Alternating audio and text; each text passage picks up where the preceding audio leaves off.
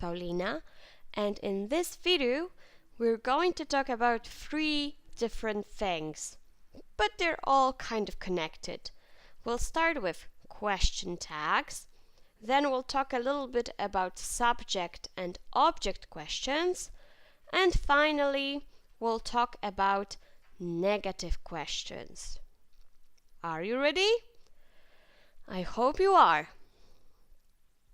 We'll start with question tags. Question tags are short questions at the end of a positive or negative sentence. They are formed with a modal or an auxiliary verb and a personal pronoun.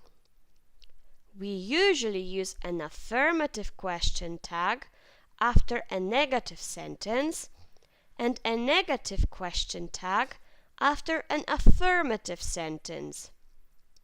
For example, you haven't competed in a marathon, have you? Or, the athletes are training hard, aren't they? When an affirmative sentence contains a verb in the present simple or the past simple, we use do, does, don't, doesn't, and did and didn't in the question tag. For example, you go swimming every day, don't you? You went swimming yesterday, didn't you?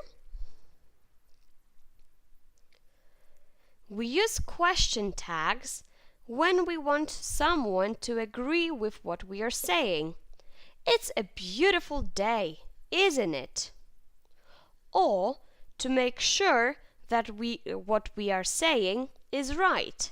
The tennis match starts at 3 o'clock, doesn't it? When you use it to agree with somebody, the intonation goes down. Listen to the first example one more time. It's a beautiful day, isn't it? Whereas when we are not sure, the intonation goes up. Listen, the tennis match starts at 3 o'clock, doesn't it? And please remember that some question tags are irregular. Look at the way in which some tags here are formed. I am lucky to be alive, aren't I? Everyone is looking forward to the trip, aren't they? Let's hike in the mountains, shall we? Don't forget to let me know you've arrived safely, will you? Be careful, won't you? This is so dangerous, isn't it? These are brave men, aren't they? Time to have a quick look at 2 exercises from your book. The first one is exercise A. Read the sentences and underline all the verbs. What do you notice? All the passengers in the train crash were rescued, weren't they? The climbers haven't reached the summit yet, have they? I'm sure this is what you've underlined, and you probably noticed that when the sentence is positive, we use a negative question tag, and when the sentence is negative, we use a positive question tag. All right? Remember, there always has to be some balance. Please complete the rules in exercise B. Question tags are short questions that we add at the of a sentence. We use an question tag with an affirmative sentence and a question tag with a negative sentence. I am more than sure that you know that the missing words are and, negative, and affirmative. We'll look at question tags in more detail during the next lesson, so please come prepared. Now it's time to look at subject and object questions. I know it sounds like black magic, but it's not that difficult at all. Let's have a look. When who, what, or which asks about the subject of the question, the word order stays the same as in an affirmative sentence. Who survived yesterday's climbing accident? Everyone survived. When who, what, or which are the object of a question, the word order changes in the question form. Who did the rescue team save? They saved the captain. You see, it is very important whether the question is about the subject of the sentence or the object of the sentence. And a quick look at 2 exercises more from the book. In sentences 1 and 2, from exercise C, we need to underline the verbs.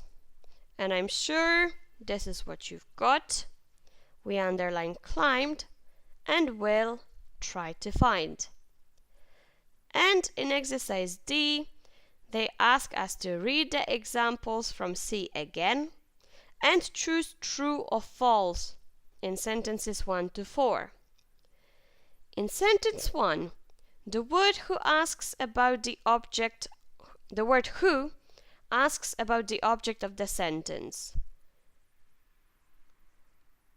No, I don't think so.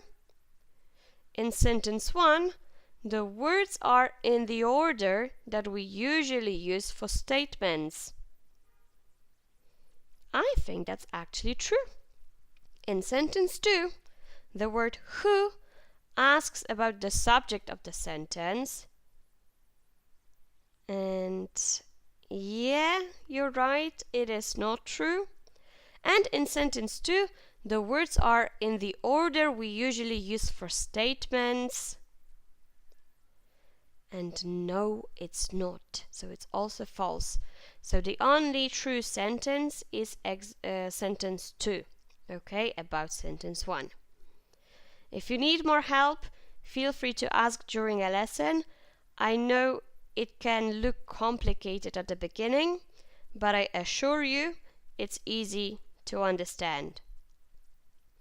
And the last bit for today, negative questions. We use negative questions to express surprise. Didn't Jamie finish the race? Oh no, he collapsed before the finish line.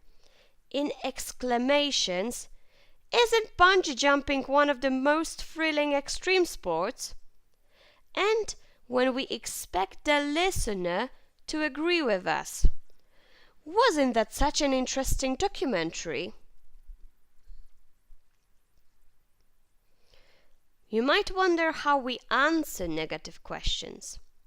To answer negative questions, we just use a yes or no answer depending on what you think. A yes answer confirms a positive opinion, whereas a no answer confirms a negative opinion. Isn't it a lovely day today? Yes, or yes it is. We agree, or no, it isn't. I disagree. And the last exercise for today from the book, exercise E. Match each sentence with one use of negative questions. We can use negative questions to express surprise and when we expect the listener to agree with us. And I'm sure you got it right. In sentence 2, we express surprise. Isn't that one of the most amazing survival stories you've ever heard? And in sentence 1, we expect the listener to agree with us. Didn't you hear about the flood? It was on the news. And this is the end of this video. So thank you very much for your attention.